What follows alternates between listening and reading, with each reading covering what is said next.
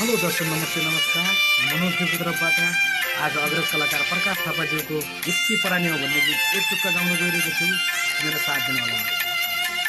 सुवा तमुरो बबुलो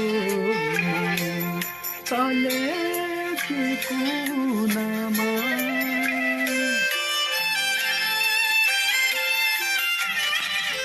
ओ सुवा तमुरो बबुलो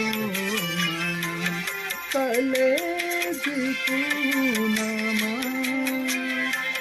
रातभरि सपना तमरै दिन जान्छ रुनमा मलाई बिर्सन भयो